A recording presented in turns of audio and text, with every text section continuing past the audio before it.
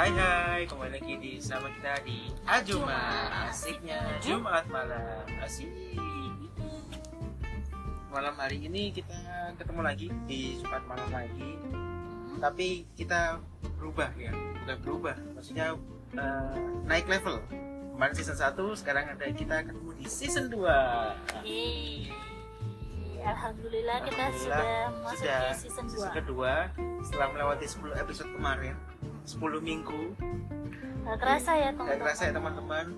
Oh ya, barangkali teman-teman mau request topik atau tema yang mau kita bawain, silakan ya DM di Instagram kita di @ajumapodcast atau komen juga di Spotify Ajuma.podcast, Ajuma Podcast ya, dan di Noise juga boleh, di YouTube kita juga jangan lupa di subscribe, ya, dilihat, di like, di komen, di share kalau itu menurut teman-teman berarti buat yang lain. Itu ya teman-teman. Dan di episode 2 ini mungkin ada sedikit berbeda. Season 2 ya maksudnya, bukan. 2 episode pertama. Episode pertama ini kita bakal ada format berbeda ya. Nanti kita akan beberapa kali, mungkin beberapa episode ya. Iya. Kita akan mengundang bintang tamu. Iya, akan ada. Siapa tuh bintang tamunya? Ya, tunggu aja ya teman-teman, dan stay tune di podcast kita. Itu aja sih. Nah, di episode pertama season 2 ini kita mau bahas apa nih? Ya.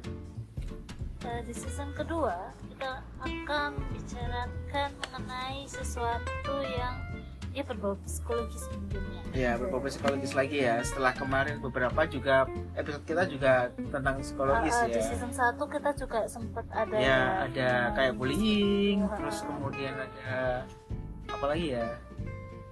Bullying, terus kemarin strawberry jam, strawberry yang di episode 10 kemarin di season 1. Kemudian ada apa lagi ya? Dan tentang pernikahan. Ya, pernikahan itu juga bagaimana kesiapan kita. Hampir semua sih bahas tentang sedikit-sedikit nyerempet tentang psikologi, tapi ini topik yang sangat erat juga di dunia, baik teman-teman masih kuliah, udah kerja, atau bahkan ibu rumah tangga pasti juga pernah mengalami ya teman-teman. Kita mau bicarain apa sayang? Yaitu adalah stress release.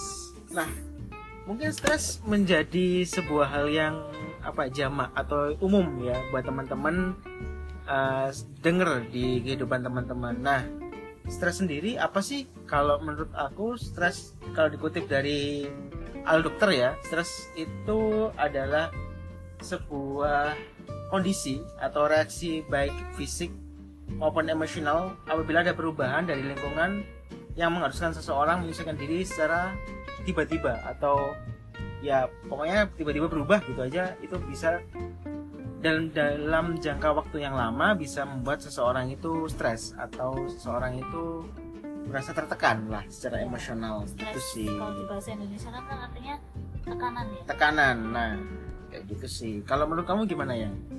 Ya, jadi aku ya stres itu kondisi dimana kita itu sepertinya emosionalnya nggak stabil, kurang bergairah seperti itu. Nah, akhirnya kayak suka putung kayak gitu. Maksudnya tiba-tiba gampang menyerah lah, gampang tiba-tiba tidak berubah-ubah lah mood ya, bisa dijadikan mood swing mood ya. Itu juga bisa dibilang kalau stres ya. Banyak sih kategori atau macam-macam gejala stres itu juga banyak sih ya.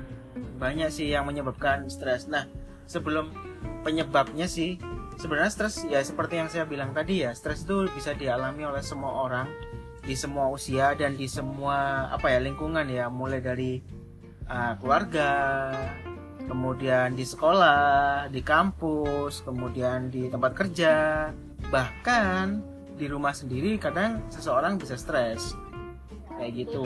Nah, mungkin banyak dari pendengar juga sekarang di fase dimana teman-teman itu sudah di tempat kerja ya. Apa sih biasanya yang membuat teman-teman stres di tempat kerja? Boleh komen-komen ya. Boleh komen-komen di podcast, di Instagram. Jangan lupa di follow dan banyak like ya guys.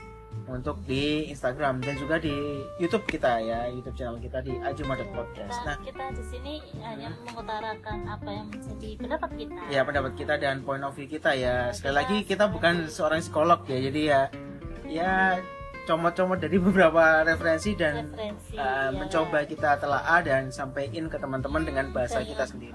Dan mencoba menanggapi dari sisi kita sendiri. Ya, experience kita juga kayak gimana. Nah, kalau aku sih karena sampai sekarang juga masih bekerja ya, stres yang dialami biasanya oleh orang-orang yang bekerja itu tekanan atasan, mungkin karena yang pressure-nya terlalu tinggi dan si karyawan ini belum siap menerima itu semua, kemudian menjadi hal yang membuat mereka itu merasa tertekan dan lama-kelamaan kalau mereka nggak bisa ngehandle akan menjadi stres lah, nanti munculnya stres. Nah, kalau di waktu kuliah dulu kayaknya sih ya cuma beban dosen, beban tugas-tugas dari dosen, kemudian tugas ujian, kemudian mungkin beberapa pertanyaan yang menanyakan kapan lulus itu juga menjadi sebuah pertanyaan yang mungkin jadi pemicu stres juga kadang-kadang. Ya, banyak sih pemicu stres ya, kita. Pemicu stres itu banyak. Di usia semakin bertambah. Ya, benar. Beban hidup itu semakin bertambah juga. Ya. Tapi kalau kalau menurutku kalau beban itu dibuat enjoy dan dinikmati ya nggak akan kerasa beban banget ya. Apalagi kalau teman-teman yang sudah menikah, kemudian mungkin sudah punya sahabat dekat yang bisa berbagi, mungkin sahabat atau pasangannya bisa jadi teman buat share ya beban pikiran, beban unek-unek ya untuk share, sehingga beban itu akan bisa dinikmati gitu sih teman-teman. Nah, kalau menurut kamu gimana sayang, perbedaan waktu kamu masih kerja, stres apa yang kamu alami dan sekarang jadi full time housewife ya atau ibu rumah tangga kayak gimana? Apa stres-stres yang dialami dari kedua lingkungan tersebut? Jadi kalau stres zaman kerja itu kan jelas beda ya, situasi kita aja udah beda, tempatnya aja udah beda, terus orang-orang yang kita temui juga beda. Kalau kerja sayang kita dibebani tanggung jawab ya, mungkin sebenarnya memang kerja pasti banyak tanggung jawab gitu. Cuma kan kadang gimana kita memanage waktu itu bikin kita nggak maksudnya ya salah satu pemicu stres itu juga kayak terlalu beban kerja yang terlalu banyak gitu, karena kita kan harus manage waktu ya. Terus ada plus minus memang ketika kerja dan menjadi ibu rumah tangga. Kalau jadi ibu rumah tangga stresnya ya mungkin karena situasi ya, kondisi. Karena kan kalau dulu kerja kita bisa ketemu sama teman, setidaknya ketika kita pun ada stresnya itu kita masih bisa ketemu sama orang, bisa bersosialisasi sama orang. Tapi kalau di rumah mungkin kondisinya banyaknya itu kayak bosen rutinitas gitu loh, karena rutinitas dari pagi ke malam gitu hampir sama, besoknya gitu juga gitu. Jadi kalau nggak ada hal lain yang kalau ibu rumah tangga nggak pinter-pinter nih cari kegiatan yang positif gitu, itu menyalurkan hobi mungkin ya, itu bisa bikin stres banget. Apalagi ibu muda gitu, misalkan punya anak bayi, itu fase-fase baby blues ya. Nah itu bisa, kalau misalkan pasangannya nggak aware gitu ya, baby blues banget mungkin. Baby blues ya pasti ngerasa bahwa semua tanggung jawab rumah tangga dibebankan jadi ke seorang istri. Padahal kalau menurut saya sih sebagai seorang suami atau sebagai seorang bapak nantinya tanggung jawab itu harus dipikul semua anggota keluarga, bukan satu orang kemudian porsinya 50%. Ya kayaknya rasanya nggak adil ya, karena sebuah rumah tangga dibangun berdua atau bertiga atau berempat tergantung anaknya nanti berapa. Nah itu kan juga harusnya juga porsinya harus dibagi merata. Mungkin untuk anak mungkin ya disesuaikan dengan usianya ya, lebih lagi seperti itu. Terus sekali.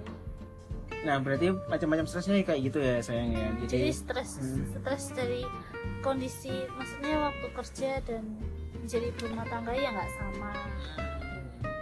Sepakat ya. Jadi memang stres itu muncul dari beberapa lingkungan yang berbeda ya teman-teman.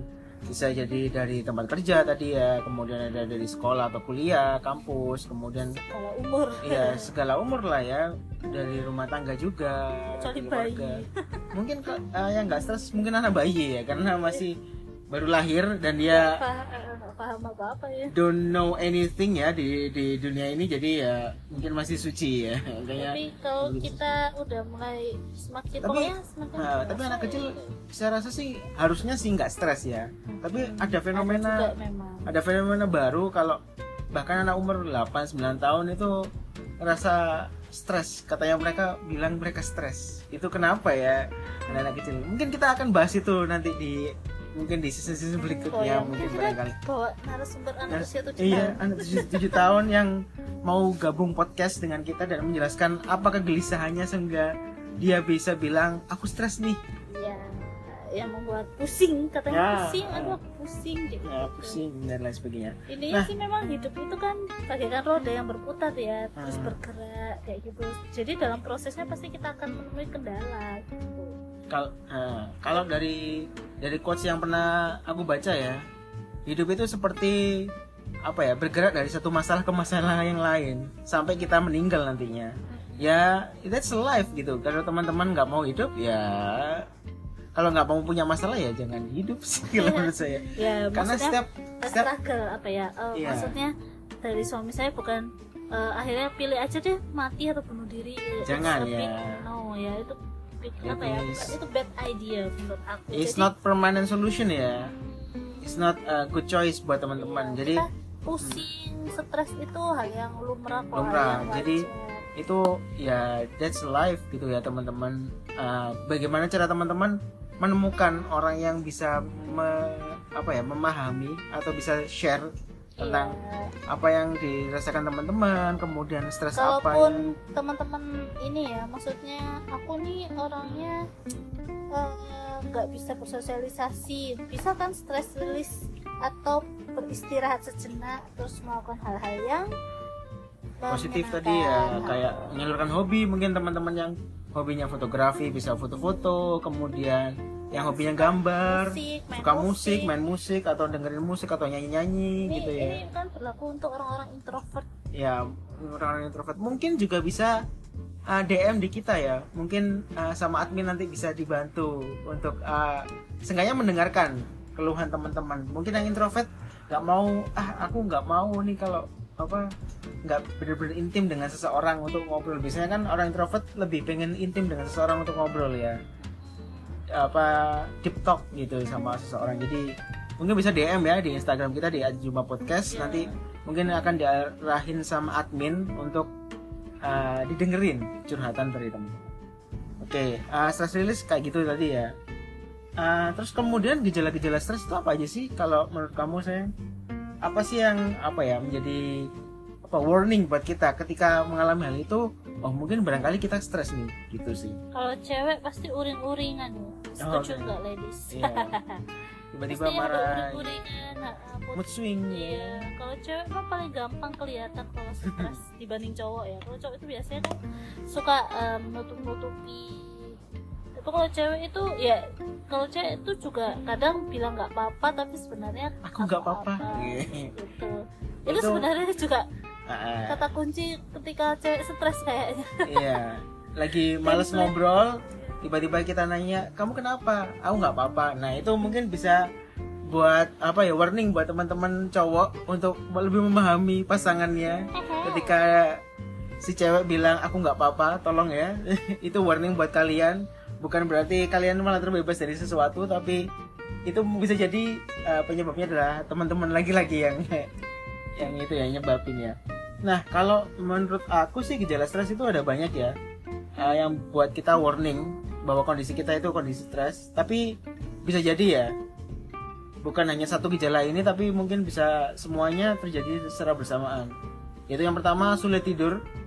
Ya, sometimes buat teman-teman yang insomnia mungkin bisa jadi teman-teman lagi stres karena mungkin denial ya di awalnya. Oh enggak kok, karena aku memang nggak bisa tidur aja. Nah, nggak bisa tidur karena apa? Masalahnya kan pasti ada masalah. mungkin ada masalah yang dipikirkan terlalu dalam sehingga teman-teman nggak bisa tidur. Kemudian sulit konsentrasi, mungkin di tempat kerja atau di kampus, teman-teman pendengar tiba-tiba sulit konsentrasi gitu selama 1 semester atau selama kurun waktu tertentu ya, 1 bulan 2 bulan, itu mungkin bisa jadi warning buat mental health teman-teman bahwa mungkin saja itu mulai ada banyak masalah yang dipikirkan sehingga terpecah konsentrasinya gitu. Kemudian yang ketiga, nafsu makan berkurang atau bahkan makan berlebihan. Itu bisa jadi mungkin pelampiasan ya.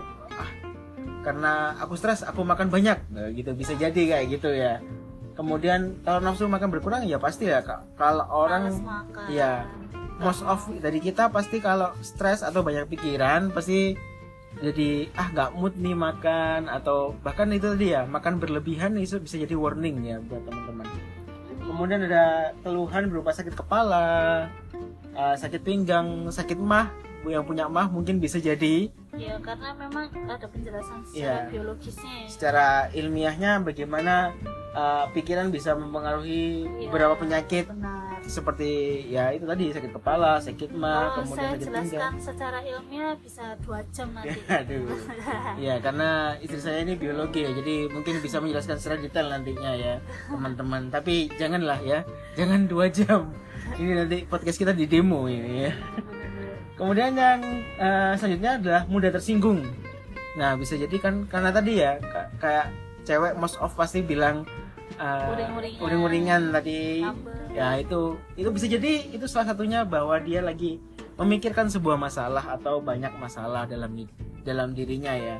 Kemudian yang terakhir adalah gelisah, muka pucat dan jantung berdebar-debar ya. Ini bukan jatuh cinta tapi berdebar-debarnya, tapi karena banyak masalah. Nah, beberapa gejala tadi bisa jadi datang bersamaan, bisa jadi satu persatu muncul ketika teman-teman mulai memasuki fase di mana tekanan dalam sebuah masalah teman-teman hadapi semakin besar ya. Gejala-gejala tersebut itu tergantung tingkat kesetresannya kayak. Iya, tingkat apakah stres level stresnya masih biasa, itu mungkin cuma cabai 2 mungkin ya. Jadi nafsu makan berkurang, nanti naik lagi kalau levelnya makin ke atas, makin semua gejala muncul semua seperti gejala-gejala yang tadi disebutkan seperti saya. Iya, gejalanya lengkap ya, jadi complicated, lebih parah lagi nanti. Nah, dari gejala-gejala tersebut kalau teman-teman biarin atau teman-teman merasa mungkin nanti nggak ada masalah lah, nggak kalau ada semua gejala itu, tapi ketika teman-teman nggak mengatasi itu dengan baik dan dibiarkan, maka akan jadi stres berkepanjangan. Nah, stres berkepanjangan ini juga bahaya juga ya buat kesehatan mental, kesehatan fisik utamanya, dan kalau tidak diobati juga bakal akan jadi hal yang buruk ya dalam kehidupan. Bisa jadi kita nggak mau ya ini terjadi, tapi bisa jadi seseorang itu akan memutuskan untuk suicide atau bunuh diri. Itu hal yang paling dihindari ya. Jadi kalau teman-teman punya sesuatu yang ingin disampaikan, boleh ya nanti DM ke kita, meskipun kita mungkin nggak bisa ngasih solusi, tapi kita pengen membantu teman-teman dalam masalah apapun, bisa cerita dan kita akan dengerin ya. Mungkin itu juga akan mengurangi beban ya dari teman-teman. Nah, sedikit ya terus gimana cara solusinya gimana sih solusi untuk setidaknya meredakan dari stres? Nggak bisa hilang tiba-tiba hilang celing. Aku nggak punya stres gitu, kayaknya nggak mungkin ya. Sesekali pasti muncul ya di benak kita itu, stres itu ada, maksudnya tekanan itu pasti ada. Cuma di sini kita mau spill aja sih beberapa solusi alternatif lah ya, alternatif teman-teman ketika teman-teman ini dilanda rasa stres itu tadi, ketika masalah kok datang tuh banyak bertubi-tubi, aduh pusing kayak gitu ya, sehingga teman-teman nih mungkin merasa kayak aduh hidupnya tuh gak berwarna kayak gitu. Kembali lagi bahwa ya pasti akan ada solusi di kehidupan kita.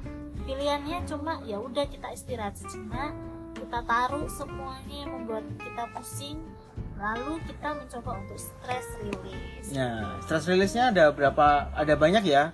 Untuk teman-teman bisa menyelesaikan stres dalam pikiran teman-teman. Yang pertama adalah olahraga rutin. Nah, olahraga rutin ini juga di samping menyehatkan tubuh, juga ternyata bisa menyehatkan mental ya ternyata. Soalnya kan seperti orang bilang kan mensana in corpore sano. Corpore sano? Kok kompor ya sayangnya? Apa itu? Corpore sano ya. Corpore sano. Artinya saya. Ya, di dalam tubuh yang sehat terdapat jiwa yang kuat. banyak lemak. Oh, bukan ya, tapi Gimana bisa ya tubuh sehat lemaknya banyak, itu perbandingannya sedikit sekali. iya ya. Jadi di mana ada jiwa yang sehat, di situ ada tubuh yang kuat. Di mana ada jiwa yang Kan kebalik ya. di dalam Tubuh yang sehat ada jiwa yang kuat. Jadi bagaimana cara teman-teman dengan olahraga bisa jadi otot-otot dalam tubuh bisa lebih rileks, bisa apa ya, bisa juga terus akhirnya tubuh mengeluarkan hormon yang bisa menenangkan pikiran. Ya, sekali lagi saya tidak bisa jelaskan terus secara ilmiah. Iya, nanti Panjang lebih sekali. panjang lah ya nanti. Kemudian yang kedua adalah melakukan meditasi. Atau biasanya orang-orang Suka yoga itu yoga bagus boleh ya, atau seenggaknya luangkanlah 4 sampai 5 kali dalam seminggu untuk take 10 sampai 15 menit untuk menyendiri dan diem. Apa ya? Jangan mikirin apa-apa, kosongkan semua pikiran, beban, kemudian banget. kosong adalah isi, bukan itu ya. Tapi bagaimana mengosongkan pikiran, kemudian fokus pada satu titik di mana ini tujuan hidup teman-teman gitu ya. Kemudian yang ketiga adalah lakukan aktivitas yang menyenangkan. Hobi-hobi teman-teman bisa dilakukan ya. Atau mungkin healing kalau zaman sekarang ya, traveling kemana, staycation di mana gitu ya teman-teman. Kayak jadi hobi-hobi teman-teman bisa dilakukan ya, kayak apa tadi ya, kalau hobinya masak ya masak, kalau hobi fotografi ya foto, menggambar ya menggambar, menyanyi ya silakan gitu ya. Itu karena hormon bahagia atau dopamin itu bisa muncul ketika teman-teman juga bahagia ya teman-teman. Betul sekali. Karena itu bersifat positif. Kemudian yang keempat, teman-teman bisa fokus pada hal yang terjadi sekarang. Jadi ketika ada masalah banyak, fokus dulu satu diselesaikan, satu dicari solusinya gimana, kemudian bertahap. Jadi dengan seperti itu teman-teman jadi nggak rumit gitu dalam kepala, jadi bisa tertata satu persatu, udah selesai gitu. Jadi skala prioritas ya teman-teman.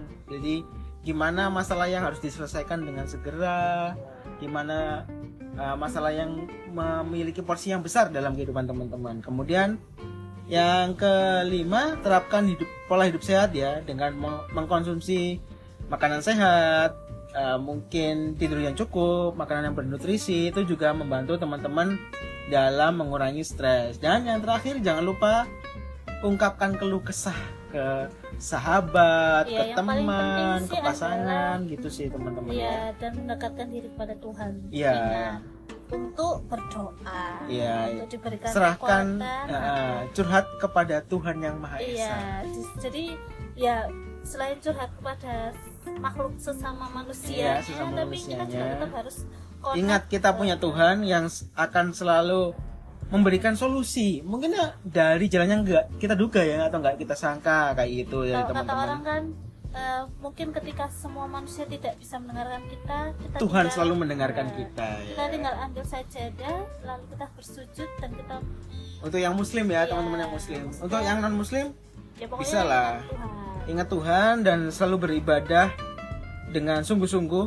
Ingat bahwa Tuhan kita selalu mendengarkan kita, selalu melihat kita, dan mungkin ada solusi, pasti ada solusi ya, pasti ada solusi dari setiap masalah yang kita hadapi ya, gitu karena ya. Kan Tuhan kan tidak kadang itu menjawab doa kita kan, ada yang langsung ada itu juga, ada yang butuh waktu. Iya, karena mungkin Tuhan juga pengen tahu bagaimana perjuangan kita untuk mendapatkan solusi atau jawaban dari masalah itu. Kemudian apalagi mungkin yang mau ditambahin sayang, cara untuk mengatasi stres? Itu mungkin secara ini ya, ada beberapa sih. Kalau aku sih mungkin kayak kita mulai mencoba menyukai apa ya, melakukan hal-hal yang kita sukai. Ya, yang tadi ya saya mention ya, bagaimana hobi teman-teman bisa Untuk menjadi mengalihkan penyalur ya, itu penyalur. tadi, sebagai pengalih. Kayak misalnya yang suka musik, ya main musik, yang suka sholawatan juga lebih bagus, misal kayak gitu. Terus mengurangi penggunaan sosial media. Oh Jangan ya, seperti sekarang ini. sometimes jadi social media toxic ya. Benar, kadang kan Detox dari social media juga penting ya teman-teman. saya sih pernah dulu melakukan, teman-teman. Jadi hampir katakan seminggu aja kita nggak buka sosial media kayak Instagram, kayak TikTok, kayak apa.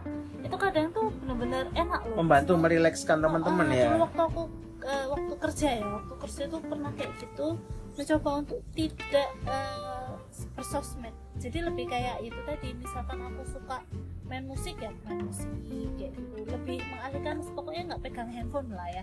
Itu ternyata kita melakukan selama seminggu aja itu enak banget. Maksudnya kayak aku nggak perlu melihat hal-hal yang tidak apa ya, Karena enak gitu. karena sometimes sosial media memberikan ya filterisasi juga penting sih sebenarnya. Jadi kadang berita-berita bad news, kemudian sesuatu yang apa ya buruk buat kesehatan mental kita atau mengganggu ya macam-macam lah, banyak hal yang apa ya buruk kadang sometimes itu muncul atau pop up di sosial media kita. Mungkin mantan yang sudah punya pacar baru atau mantan yang udah nikah, sometimes mungkin bisa buat teman-teman sakit hati atau nggak cuma mantan, katakanlah rekan kerja yang kayak gimana, atau orang lain yang punya pencapaian sedangkan kita belum sampai di situ, kayak gitu. Kadang itu juga beban ya, atau tensionnya kepikiran juga kadang lebih gede ya gitu sih teman-teman.